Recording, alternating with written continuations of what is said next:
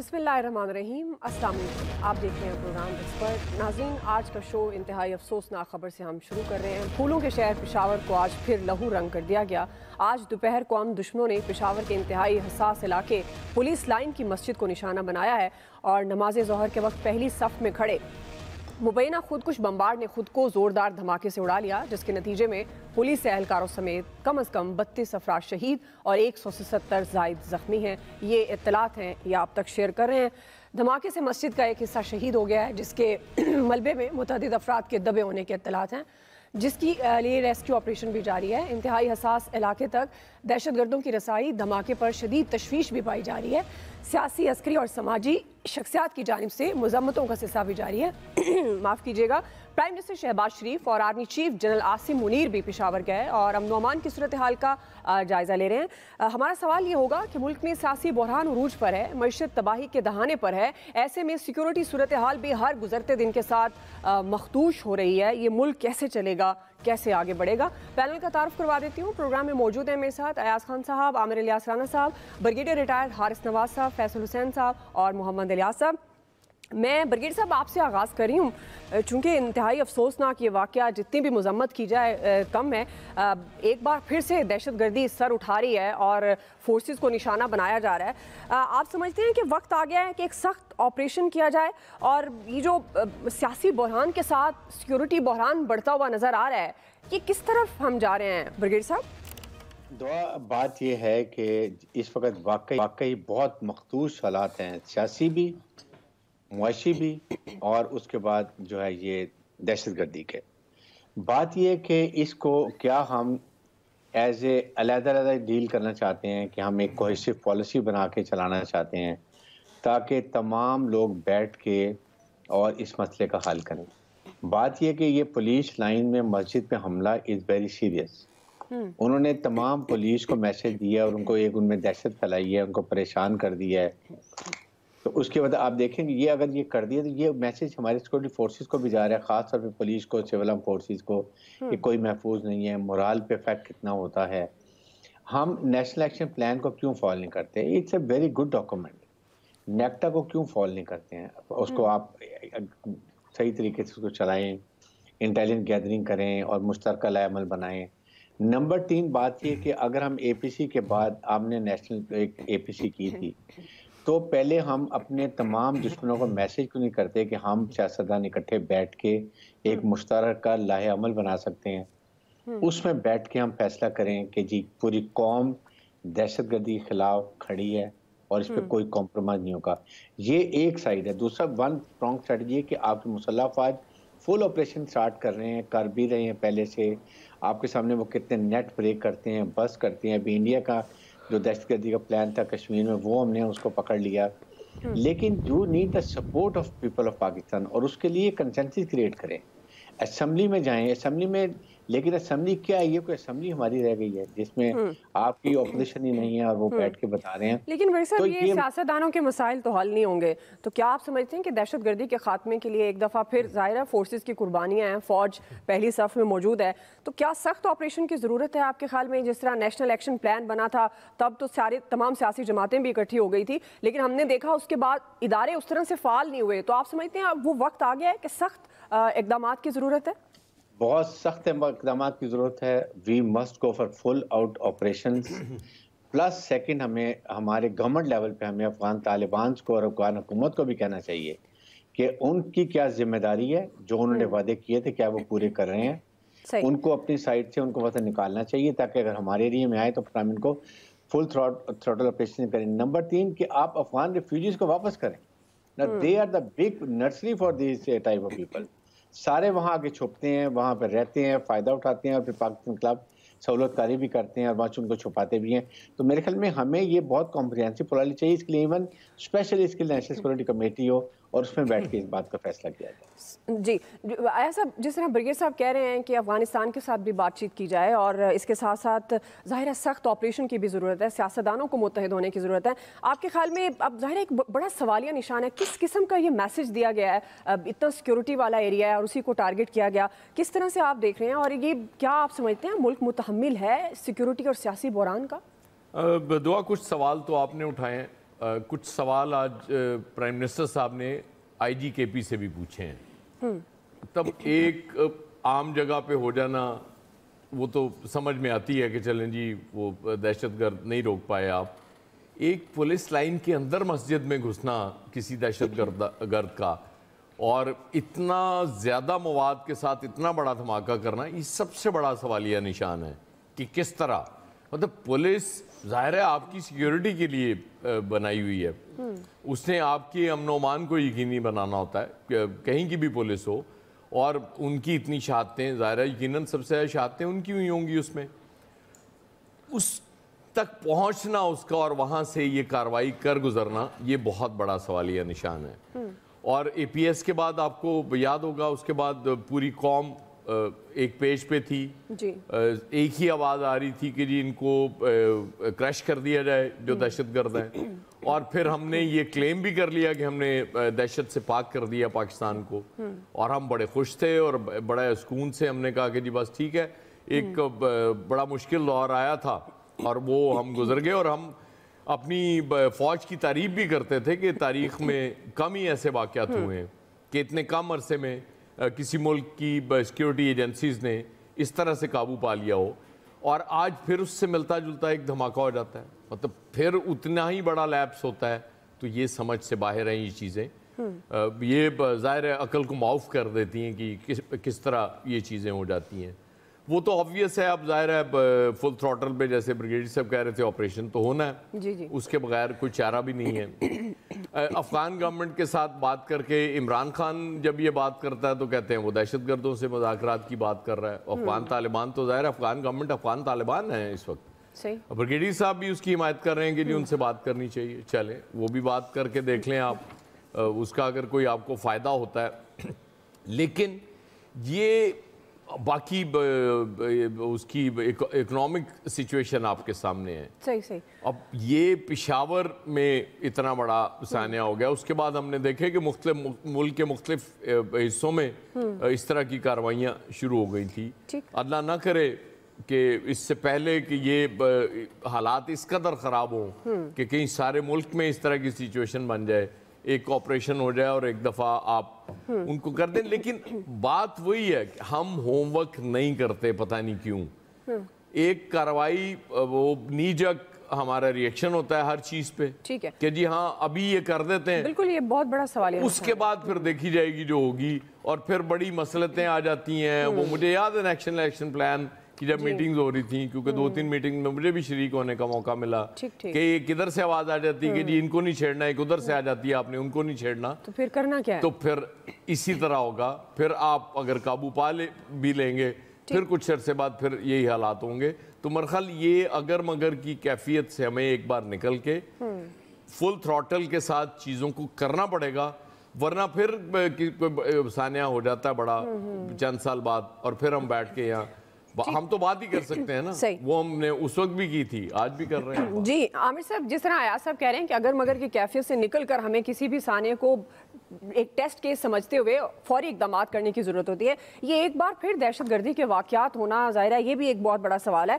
बिलावल भुट्टो कहते हैं बड़े मानी खेज हैं इलेक्शन से पहले दहशतगर्दी के वाकयात, आप किस तरह से देख रहे हैं? अब क्या आपको लगता है कि अब ये एक सख्त ऑपरेशन की ज़रूरत है, सियासतदानों को भी मिलकर बैठना चाहिए? अब ये जो सियासी अदम इस्तेहकाम के साथ सिक्योरिटी के ये जो वाकयात हो रहे हैं, ये किन स्टेप्स हैं, कौन कौन से ऐसे स्टेप्स हैं जो इस वक्त ज़रूरी तौर पर गवर्नमेंट को उठाने चाहिए? दुआ देखें, हमने जाहिर है कि एक बड़ा ही सानिया है, अफसोसनाक है, लोगों की शहादतें हुई हैं, और शहीद तो जाहिर है कि फिर शहीद है, उसके लिए क्या दर्जा है, वो सबसे टॉप पे यही है कि वो मुल्क की खातिर चले गए। अब वो जो सिक्योरिटी लैब्स ब्रिगेडियर साहब ने की, अयाज साहब ने की, मैं थोड़ा सा डिफरेंट उस पर बात करना चाहता हूँ कि मुझे सिर्फ ये बताएं कि जनरल बाजवा ने जब NDU में रिटायरमेंट से चंद हफ्ते पहले, जब पहली दफ़ा उन्होंने कहा कि मैं चंद हफ्ते के बाद रिटायर होने जा रहा हूँ, वहाँ पे उन्होंने ये भी कहा कि हम इन TTP वालों को वापस लाना चाहते हैं कि कई हज़ार मर्द, ख़वातीन और बच्चे हैं, हमारे लोग हैं, और वो वापस आना चाहते हैं, हमें उन्हें बसाना है। जनरल फैज़ जो DG ISI थे, फिर वो कोर कमांडर पेशावर रहे, उनका जो है वो मुज़ाकरात कार रहे, और इमरान खान साहब इसके दाई रहे کہ ہمیں ان سے صرف بات کرنی چاہیے، وہ دفتر تک کھلواتے تھے. اوکے ہم بڑی تنقید کر لیتے ہیں سب لوگوں پہ، لیکن میں نے یہ جو 3 نام لیے، عمران خان بطور وزیر اعظم، آرمی چیف اور DGI اور کور کمانڈر پشاور، ان سے اوپر کوئی چیزیں ہو سکتی ہیں اس ملک کے اندر کہ وہ سارے یہ سوچ رہے ہیں، تو ہم ان کو یہ نہیں کہہ سکتے کہ جی یہ پولیٹیکل فیصلے کے لیے کر رہے تھے، عمران خان بچنے کے لیے کر رہا تھا. اس کی پالیسی سے اختلاف ہر بندے کو ہو سکتا ہے، لیکن ظاہر ہے کہ یہ ایک متفق کا فیصلہ تھا اس وقت کی حکومت اور فوج کا، جس کو وہ ڈیفینڈ کرتے رہے.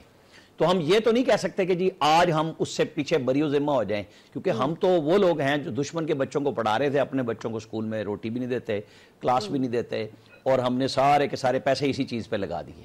ہمیں تھوڑا سا جو جیسے پاکستان کے لیے ہم کہتے ہیں کہ out of the box solution economic situation کے لیے نکالنا ہے، تو اس کے لیے بھی کرنی ہوگی بات چیت، اور بڑی کھلی ڈھلی طالبان کی لیڈرشپ سے کرنی ہوگی کہ جی دیکھیں ہم نے بہت کر لیا، ہم آپ کے لیے دنیا میں ڈبل گیم پہ مورد الزام ٹھہرائے گئے، اور اس TTP کو اب آپ نے اپنا ایسٹ بنا کے رکھا ہوا ہے.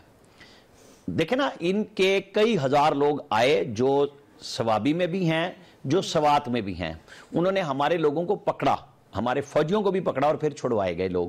مطلب ہر چیز سوشل میڈیا پہ آ جاتی ہے، اب نیشنل میڈیا پہ آپ کب تک بلیک آؤٹ کر کے چیزوں کو پیچھے رکھیں گے؟ اصل ایشو یہ ہے کہ وہ ٹھیک ہے کنسنسس یہ ہمارا سارا چلتا رہتا ہے پاکستان کے اندر، اس کا حل اور فوری حل وہ ہے طالبان کی لیڈرشپ کو ٹھیک ٹھاک طریقے سے سمجھانا کہ آپ ان کو اپنے لیے رکھنا چاہتے ہیں تو پھر اس بارڈر سے اٹھائیں اور پرلی طرف کسی اور طرف بارڈر پہ لے جائیں، کابل میں رکھیں، کہیں رکھیں، سنبھالیں. لیکن عامر صاحب یہ جو اس وقت حالات ہیں ہمارے ملک کے، آگے چل کر ہم معیشت پر بھی بات کر رہے ہیں، جو عام آدمی کا تو جینا ہی مشکل ہو گیا. اب اس سارے حالات میں آپ کو لگتا ہے کہ افغان طالبان سے حکومت بات چیت کے لیے تیار ہوگی؟ دیکھیں میں نے اسی لیے اکنامک سچویشن کا ذکر کر کے میں اس طرف نہیں گیا کہ اگلا سیکنڈ پارٹ ہے ہمارا، ہم اس پہ بات کریں گے. ایشو یہی ہے کہ جب آپ کو چوبکھی لڑنی پڑ رہی ہے، یہاں نعرے لگوا کے بنگلہ دیش دے دیا گیا کہ ہماری، یہاں ریڈیو پاکستان یہی کچھ گا رہا تھا نا کہ ہم نے تو جناب وہ فتح کر رہی ہیں ہماری فوجیں، اور اگلے دن خبر آئی کہ جناب ہم تو خود فتح ہو گئے. کوئی اچھی بات تھی؟ سب چیزیں عوام قوم کے اعتماد میں لیں. طالبان سے جو بات کرنی ہے، جو ٹیکٹیکل ہے وہ آپ نہ بتائیں، لیکن آپ کی کوئی پالیسی تو ہونی چاہیے نا کہ بھئی یہ کیا ہے عادت اتر آدھا بٹیر کہ جناب ہم نے ان کو سنبھالنا بھی ہے، ہمارے لوگ ہیں، ان کے بچے ہیں. تو یہاں یہ جو بچے شہید ہو گئے، ان کے کوئی بچے نہیں ہیں، ان کے خاندان نہیں ہیں. آج کوئی پورے پاکستان میں بندہ ہوگا جو یہ کہے گا کہ یار مطلب بڑا ٹھیک چل رہا ہے کام، مطلب دل گرفتگی اور چیز ہے، خوف زدہ ہونا اور چیز ہے. ہم نے اس سے زیادہ بڑے سانے سہے ہیں، ہم تو اپنا ملک آدھا دے کے مطلب کچھ بھی نہیں ہو سکا ہمیں. ایشو یہی ہے کہ آپ کو اب کچھ چیزیں مشترکہ طور پہ لانی ہوگی. آپ چھوڑ دیں جی پولیٹیکل کنسنسس کو، جو آتا ہے آ جائے، جو نہیں آتا نہ آئے. نواز شریف نے بلا لیا تھا نا عمران خان کو، اور وہ اٹھ کے چلے بھی گئے تھے پشاور اس وقت APS کے سانے پہ. لیکن اصل ایشو وہی ہے کہ انہوں نے اپنی گردان وہی رکھی کہ جی بات چیت رکھے، اور ایک طرف ایکشن بھی ہوا. ظاہر ہے آپ کو پاکستان کو بچانا ہے، تو جو پاکستان کے خلاف، پاکستان کے آئین کے خلاف، پاکستان کی فورسز کے خلاف ایکشن لے رہے ہیں، تو آپ کو یا تو آپ سمجھ لیتے کہ آپ کی بات چیت سے حل ہو جاتا تو سارے بلے بلے کرتے، نہیں ہوا حل، مسئلہ وہیں پہ آگے کھڑا ہوا ہے. تو پھر اس کو فار دا ون ٹائم ایک طے کریں کہ ہم نے کیا کرنا ہے اور پھر اس کو ختم کریں. یہ میرے اور آپ کی کہانیاں نہیں ہیں کہ میڈیا پہ ڈسکس ہوں. بالکل بالکل. تو فیصل صاحب آپ کس طرح سے دیکھ رہے ہیں جس پالیسی کی بات کر رہے ہیں عامر صاحب؟ آپ کو لگتا ہے گورنمنٹ کو یہ ظاہرہ کرنا تو چاہیے، اور جس طرح ایاز صاحب بھی کہہ رہے تھے کہ ہم ہر واقعے سے سبق کیوں نہیں سیکھتے، ہم اس پر اس وقت کیوں نہیں ایسی اسٹریٹجی بناتے کہ ہم واقعتاً کہیں کہ ہم اب اس چیز کو ختم کر رہے ہیں، ہم پھر ایک اور واقعے کا انفارچونیٹلی انتظار کرتے ہیں. تو فیصل صاحب ہمارا ملک متحمل ہے ان ساری چیزوں کو، اور آپ کو لگتا ہے کہ ہم وہ پالیسی بنا سکیں گے جس میں ہم کلیئر کٹ افغان طالبان سے بھی بات کر سکیں؟ یہ تو الگ بات ہے کہ ملک متعامل ہے یا نہیں ہے. اس وقت تو سوال یہ ہے کہ ہم اور آپ یہ بات کرنے کے بھی متعامل ہیں یا نہیں ہے. عامر صاحب نے جو اپنی آخری بات کہی ہے نا کہ یہ میڈیا پہ ڈسکس ہونے والی بات، بالکل صحیح بات ہے کہ ہماری اس وقت استعداد ہے کہ ہم یہ باتیں کر سکیں، اور ہمیں پتہ ہے کہ کیا بولنا ہوتا ہے کس وقت. پہلے ہم سے کہا گیا جو پہلے والی افغانستان میں حکومت تھی کہ اس کو ملکی دشمن حکومت سمجھنا ہے، پاکستان دشمن حکومت سمجھنا ہے، بھارت نواز حکومت سمجھنا ہے. ہم نے وہ سمجھنا شروع کر دیا. جب یہ طالبان آئے تو کہا گیا کہ پاکستانی طالبان آ گئے، بھارت رسوا ہو گیا. ہم نے بھی کہنا شروع کر دیا پاکستانی طالبان آ گئے. ہمیں کہا گیا کہ یہ بولنا ہے کہ پاکستانی طالبان الگ ہے، افغان طالبان الگ ہے. ہم نے یہ کہنا شروع کر دیا پاکستانی طالبان الگ ہے، افغانستان طالبان جو ہے وہ الگ ہے. ابھی کون سے طالبان نے کیا ہے؟ پاکستانی طالبان نے کیا ہے یا افغان طالبان نے کیا ہے؟ اس وقت جو موجودہ جو سابقہ جو ہماری ملک کی دشمن حکومت تھی اس وقت افغانستان میں ہمارے لیے مسائل زیادہ تھے، یا جو ہمارے جو دوست طالبان آئے اس وقت افغانستان میں اس وقت ہمارے لیے افغانستان میں جو ہے وہ مسائل جو ہے وہ زیادہ ہے؟ کیا ہم اور آپ یہ بات ڈسکس کر سکتے ہیں؟ پریکٹیکل بات کریں نا. کیا ممکن ہے؟ بریگیڈیئر صاحب بتائیں، کیا یہاں لوگوں کو اتنی آزادی ہے کہ وہ اس حد تک پہ جا کے جو ہے وہ گفتگو کریں؟ ہمیں تو ایک بیانیہ دیا جاتا ہے، وہی بیانیہ لے کے بس ہم نے چلنا ہے. کون طے کرتا ہے کہ یہ محب وطن پاکستان کے دوست طالبان ہیں یا پاکستان کے دشمن طالبان ہیں؟ ہم اور آپ تو طے نہیں کرتے. ہم تو آپ بالکل اگر ایمانداری کی اور سچائی کی بات کریں تو ہم پورا میڈیا لکھا ہوا اسکرپٹ پڑھتا ہے، اور اتنا انہی کے اپنے ذہن سے بھی بنا لیا میڈیا ہو گیا، اتنا مشاق منجا ہوا میڈیا ہو گیا کہ اس کو سمجھ جاتا ہے، اس کو اسکرپٹ دینے کی بھی ضرورت نہیں ہوتی. سمجھ جاتے ہیں کہ بھائی اس معاملے پہ جو ہے ہم نے کیا بولنا ہے. کام تو فورسز نے کرنا ہے، پولیٹیکل فورسز نے کرنا ہے. یہ جس ایشو کی ہم بات کر رہے ہیں میڈیا تو ظاہر رپورٹ کرے گا نا. کریں کیا رپورٹ کرے گا؟ آپ بھی مذاق کرتی ہیں. کیا رپورٹ کرے گا؟ ہم تو آپ صرف ایک بیانیہ پڑھ کے سناتے ہیں، کوئی رائے نہیں دیتے.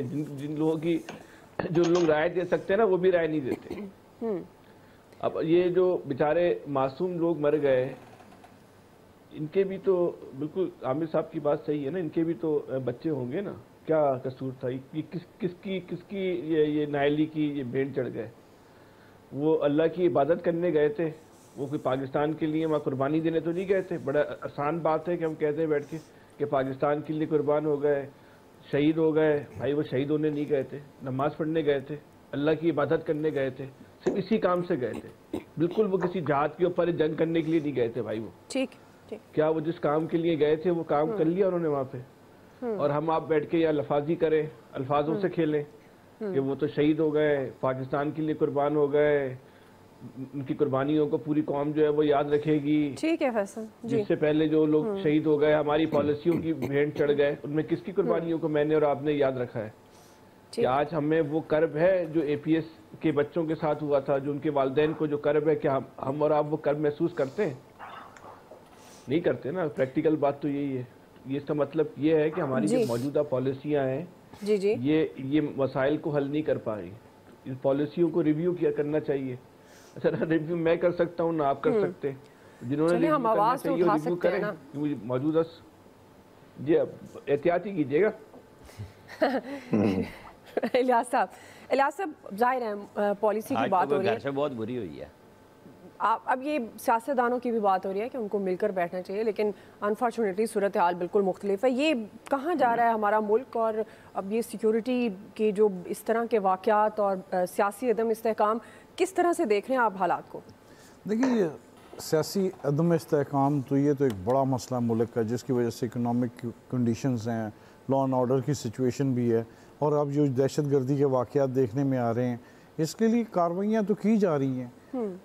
ہماری فورسز لگی ہیں، انہوں نے کتنے بندے پکڑے ہیں جو اس طرح کے جو کارروائیاں کرنا چاہتے تھے. اب روز ہی آپ دیکھتے ہیں کہ اس طرح کے جو دہشت گرد ہیں، تخریب کار ہیں، وہ پکڑے جا رہے ہیں، ان کے پاس اسلحہ بھی آ رہا ہے. اور اس چیز کو دیکھیں، اس چیز کو پہلے ہی جیسے ہم نے اپنے شروع کیا ہوا تھا نیشنل ایکشن پلان جو شروع کیا ہوا تھا، جس میں ضرب عضب تھی، رد الفساد تھا، جو پلان شروع کیے ہوئے تھے اس کے مطابق فورسز کو کام کرتے رہنا چاہیے تھا. اور ہر صوبے میں میٹنگز وغیرہ جس طرح ہوتی تھیں، پھر نیشنل لیول قومی سطح پر ایک جو میٹنگ ہے وہ سلسلہ وہ جاری رکھنا چاہیے تھا.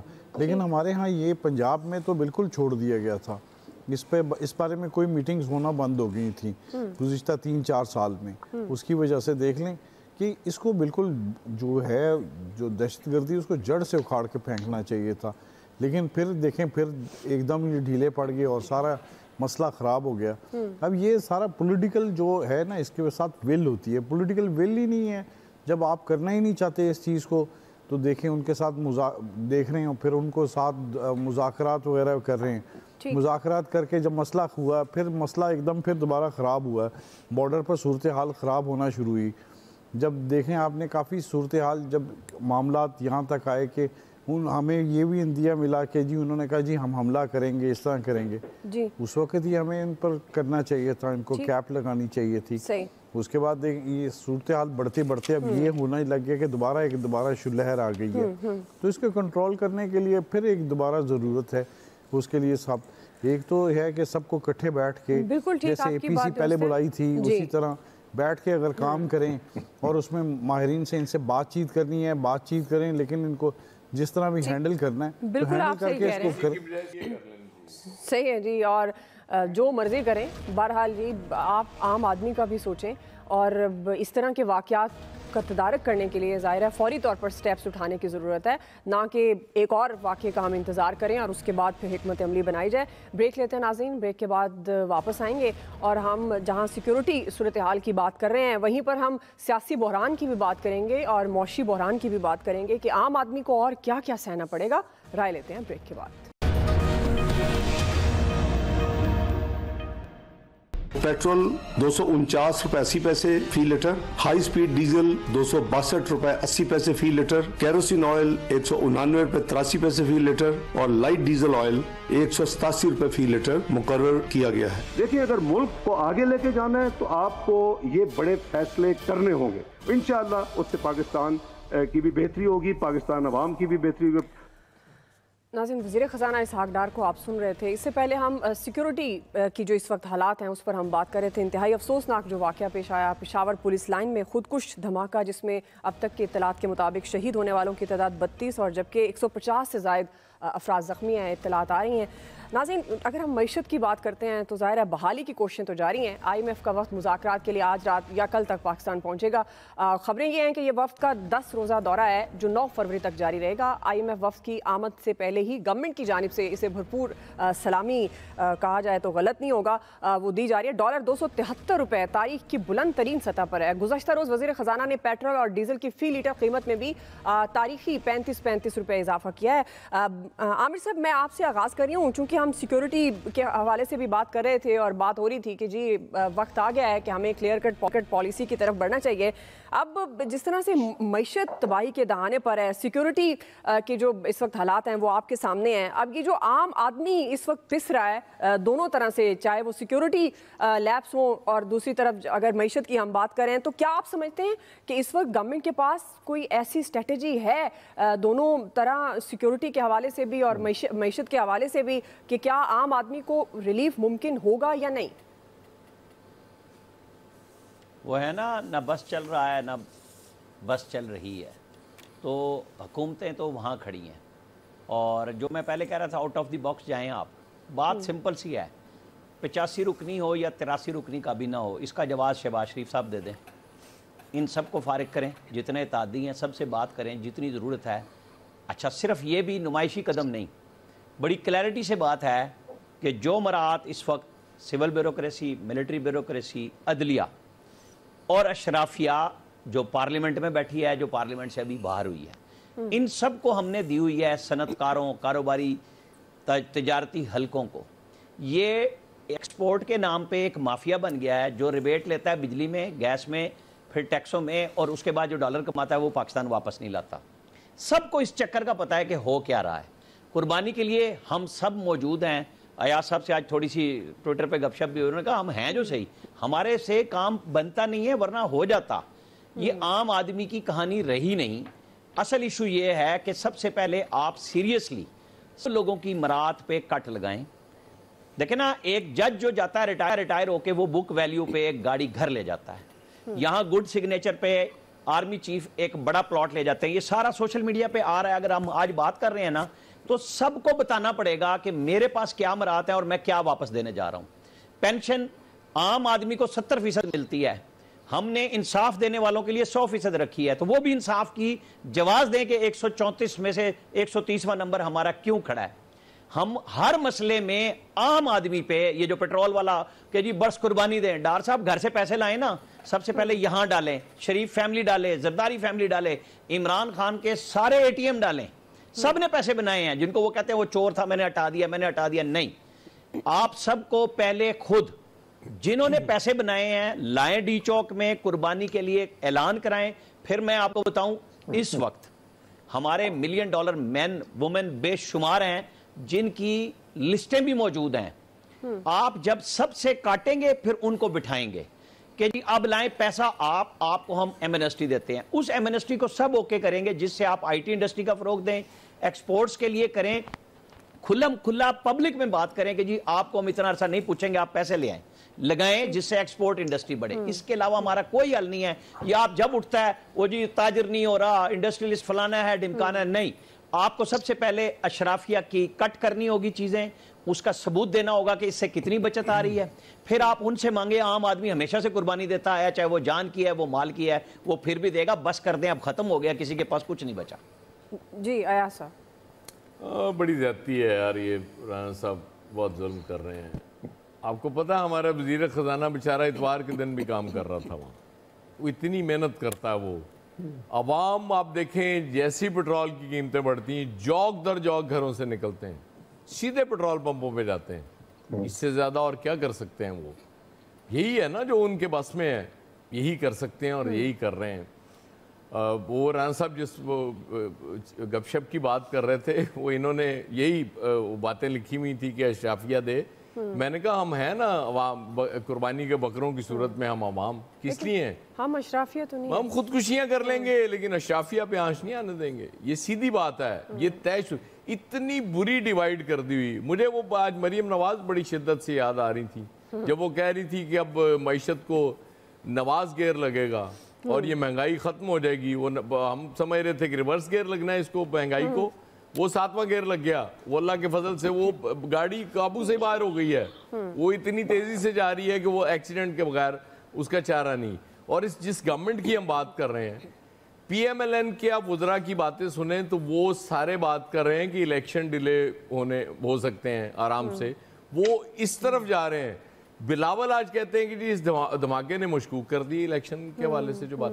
اب یہ کیا گورنمنٹ ہے, میری سمجھ سے باہر ہے کہ وزیر خارجہ ایک بات کر رہا ہے, باقی کچھ اور بات کر رہے ہیں. تو کیا باقی کوئی ایسی بات ہے کہ الیکشن ڈیلے کرنے ہیں؟ اگر یہی حال ہے الیکشن ڈیلے کرنے کا, آپ کہتے تو ہیں کہ سارے اکٹھے بیٹھ جائیں, کیسے اکٹھے بیٹھ سکتے ہیں؟ یہ ممکن نہیں ہے. یہ جن پہ اتنا ظلم ہو گیا, یہ عوام نامی جو جنس ہے اس ملک میں, وہ اکٹھے نہیں ہو پا رہے.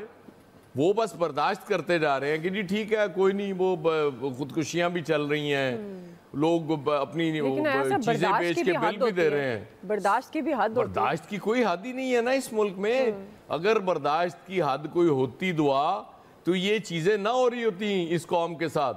یہ اللہ کے فضل سے اتنی باہمت قوم ہے کہ آپ بوجھ ڈالتے جائیں, بس یہ اٹھاتے چلے جائیں گے, انہیں کوئی فرق نہیں پڑنے والا. اگر کہیں فرق پڑ گیا تو پھر ان کو سمجھ بھی آ جائے گی. پھر یہ رانا صاحب کو پھر ان سے اپیل نہیں کرنی پڑے گی کہ یہ آپ مراد چھوڑ دیں, یہ سب کچھ چھوڑ چھاڑ کے بھاگ جائیں گے یہاں سے. لیکن نہیں, انہیں بھی پتہ ہے ہماری اوقات کا, عوام کی اوقات کا انہیں بھی پتہ ہے. اس لیے وہ ظلم کرتے جائیں گے, ہم ظلم برداشت کرتے جائیں گے. اللہ خیر صلاح ہوئے, ملک انجی چلنا ہے. بس فیصل صاحب, آپ اکثر طبقہ اشرافیہ کی بات کرتے ہیں, تو آپ کو لگتا ہے کہ طبقہ اشرافیہ اپنے نازک کندھوں سے جو تھوڑا بوجھ ہے وہ عوام کے بوجھ کو بانٹے گی, اپنے نازک کندھوں پر لے گی اور اپنی مراد کو کم کرے گی ہماری گورنمنٹ بھی؟ کیا آپ کو لگتا ہے ایسی آئیڈیل سچویشن ہونے جا رہی ہے؟ اس ملک کی جو تباہی کا ذمہ دار کون ہے؟ طبقہ اشرافیہ. اس ملک کو تباہی سے نکالنے کا حل کس کے پاس ہے؟ طبقہ اشرافیہ. تو کیا ہوگا؟ 100 سال بھی ہو جائیں, 100 سال کچھ بھی نہیں ہونا. طبقہ اشرافیہ کے لوگ بالکل اسی طرح تقریریں کریں گے جیسے بھی ہمارے عامر صاحب نے کی, بالکل سیم اسی طرح کی تقریریں کریں گے. یہ جو اپنا ایاز صاحب کہہ رہے ہیں نا با ہمت قوم ہے, با ہمت قوم نہیں ہے, بے شرم قوم ہے. ہم ذلت کی اتھا گہرائیوں میں آپ ہیں اس میں شامل ہیں, آپ کے اوپر یقین ہے. زندگی نہیں ہے, ہم ہیں نا یار, غریب آدمی تو ہے. آپ کی تھوڑی طبقہ اشرافی کی بات میں اسی لیے کہہ رہا ہوں, آپ جیسے بے شرم ہی ہیں. ان کو غریب آدمی کیا کرے؟ یہ پوری قوم کو بے شرم کہہ رہے ہیں, تو ان کو اکیلے کو کہہ دینے میں حرج نہیں ہے. غریب آدمی بیچارہ کیا کرے؟ اس نے کمانا ہے, اپنے بچوں کا پیٹ بھرے, یا بے شرم بھی کہنا ضروری ہے. مطلب ایک انسان گرے ہوئے الفاظ استعمال کر رہا ہے, یار کوئی حد ہے؟ کیا بات کر رہے ہیں آپ؟ فیصل صاحب یہ دیکھا آپ نے طبقہ اشرافیہ کی کیسے آگ لگی پڑی ہے، دیکھا آپ نے کیسی آگ لگی، یہ ہے اس ملک کے اس حال تک پہنچانے والے کہ آپ جو ہے نا رونے بھی نہیں دیتے ہو ہمیں، آپ روتے ہو تو بولتے ہو رو اس طرح کے لوگ تجزیہ کار ہو جائیں تو بس رونا ویسے ہی آنا چاہیے. روتے پہ حد ہے یار. اب آپ دیکھیں اسحاق ڈار صاحب جب جہاز پہ چڑھ رہے تھے کہا کہ میرے جہاز پہ چڑھ کر خوف کے مارے ڈالر جو ہے نیچے چلا گیا، خوف کے مارے. یہ اسحاق ڈار کے الفاظ ہیں نا. ابھی تو میں پاکستان نہیں پہنچا تھا کہ میرے ڈر کے یار کتنی بڑی بڑی باتیں کی تھی. یہ تکبر ہے نا اللہ کو پسند نہیں ہے. تکبر جو ہے نا صرف اللہ پاک کی صف ہے، انسان کی صف نہیں ہے. انسان کو زیب نہیں دیتا. جو آپ کہتے تھے نا چلو آج تو میرے والے فکرے بول رہا ہے، میں 2 ہفتے پہلے بول چکا یہ سارے. نہیں انہوں نے آ کے ڈالر روک لیا تھا یار. فیصل یہ ان کو کریڈٹ دیں، صرف 2 ارب ڈالر کا نقصان ہوا ہے اس وجہ سے، لیکن وہ کریڈٹ تو دیں نا ان کو. ڈالر روکا تھا انہوں نے اپنی بات کو سچ ثابت کیا تھا، چاہے اس کے لیے کچھ بھی آپ کو سفر کرنا پڑے. سارے کریڈٹ ہی ان لوگوں کے لیے یار صاحب، سارے کریڈٹ ہی ان کے لیے. یہ پورا ملک ان کے لیے، یہ وسائل بھی اس ملک کے ان کے لیے. آپ کریڈٹ تو بہت ہی ایک معروضی ثانوی لفظ ہے نا. یہ پاکستانی انہی کے لیے. کریڈٹ بھی ان کے اپنے ہاتھ میں جس چیز کا چاہے وہ جو ہے وہ کریڈٹ لے لیں. ابھی آئی ہیں نا مریم صاحبہ، کہہ رہی ہیں کہ ہم حکومت میں آ کے اس قوم کے مسائل حل کریں گے. او بھائی آپ ہی کی تو حکومت ہے، کون سی حکومت میں آ کے مسائل حل کریں گے؟ وہ اپنی بات کر رہی ہیں جب ان کی حکومت حل کریں گے ایسے. ابھی چچا کی حکومت ہے، ان کی نہیں ہے. صحیح ہے، چچا ان کی نہیں ہے. ٹھیک. تو بہرحال آپ اس بات کا یقین کر لیں اور اپنے ذہن میں بٹھا لیں کہ ہمارے اور آپ کے نصیب میں نا صرف آنسو ہیں. ہم اس بد نصیب نسل سے ہیں کہ شاید ہم اپنی زندگی میں نا خوشیاں نہیں دیکھ سکتے، اور شاید ہمارے بچے بھی رہیں گے اس ملک میں تو خوشیاں نہیں دیکھ سکیں گے، کیونکہ یہ اتنے طاقتور ہیں نا کہ ان کو 100 سال تک تو ان کے اقتدار کو کوئی جو نا خطرہ نہیں ہے. اور عامر الیاس ثانیہ جیسے لوگ ٹی وی میں بیٹھ کر اس اشرافیہ کی جنگ لڑتے رہیں گے. آج بھی لڑ رہے کل بھی لڑیں گے. بریک لے لیتے ہیں ہم جی، بریک سے واپس یہیں سے کنٹینیو کریں گے.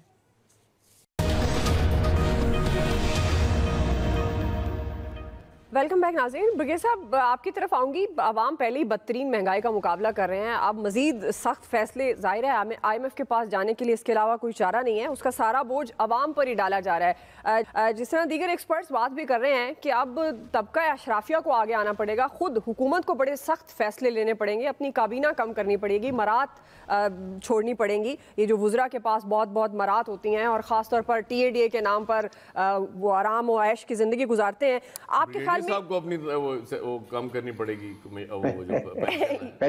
یہ بریک صاحب کے ساتھ پرسنل سوال ہو جائے گا. کر رہے ہیں ہم ابھی کینسلیشن کی بات. بریک صاحب ویسے آپ اناؤنس کر سکتے ہیں، تو آپ سوال یہ ہے کہ اب یہ کیا سخت فیصلوں کا بوجھ صرف عوام پر ہی ڈالا جائے گا؟ دیکھیں میں دعا ہمیشہ یہی بات کرتا ہوں کہ یہ سب سے بڑی جو ہمارے ملک میں ایک قرض ہے نا وہ یہ ہے کہ ہم I M F World Bank کی بار ان کے پاس جا رہے ہیں. ہم اپنا گھر تو سیدھا کریں. آپ مجھے بتائیں president house, prime minister house, minister, 10 گاڑیاں، گارڈز، سارے secretaries, federal secretaries.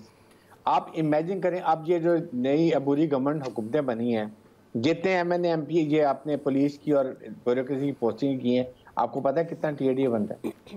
I main where we are heading.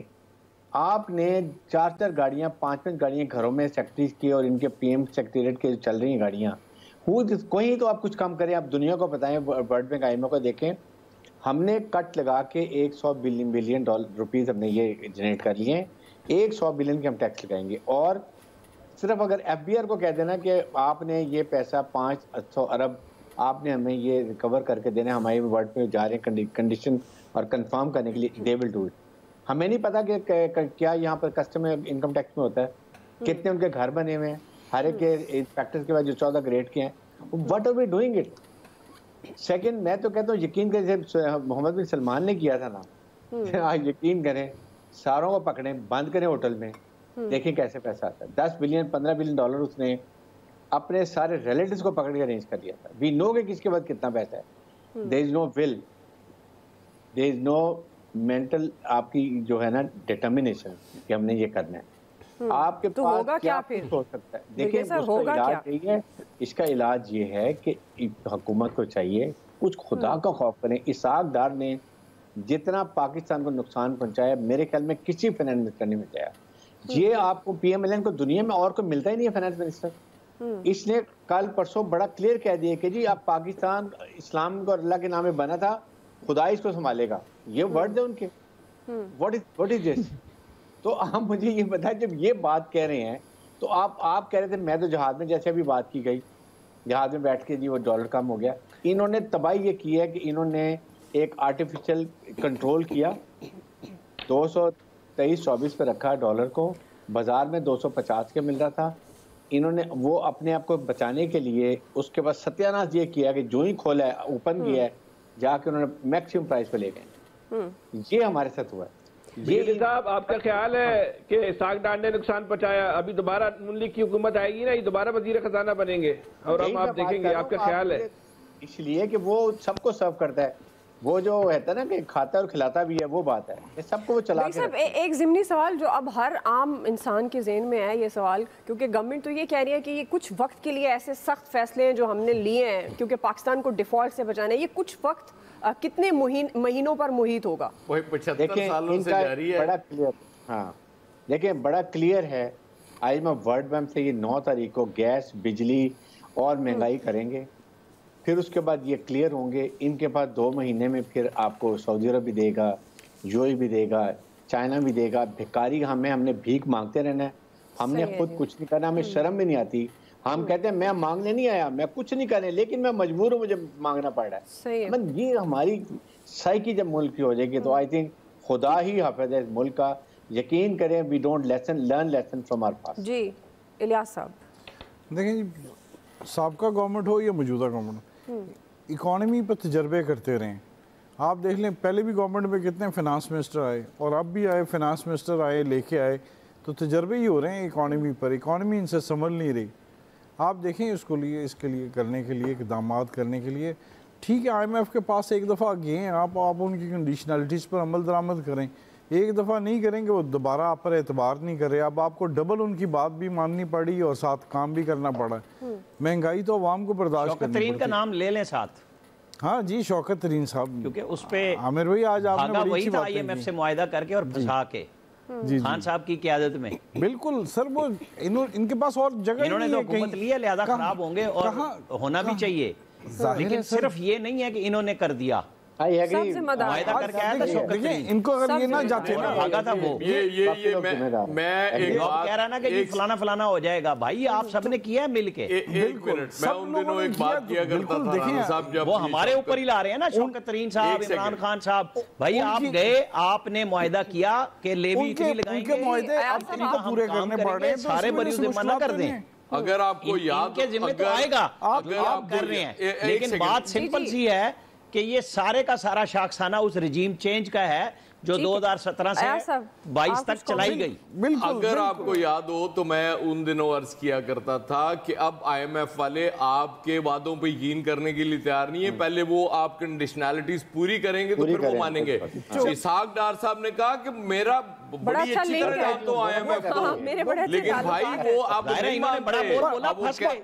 نہیں, بڑے بول کی بات نہیں ہے, نو نو نو نو نو, یہ جو ماضی کی غلطی ہیں وہ چھوٹی پڑنی ہیں. ٹھیک ہے جی, میرے پاس وقت ہو گیا ہے. آپ سب کا بہت شکریہ. آج کے ایکسپرٹ سے اتنا ہی, خیال رکھیے, اللہ حافظ.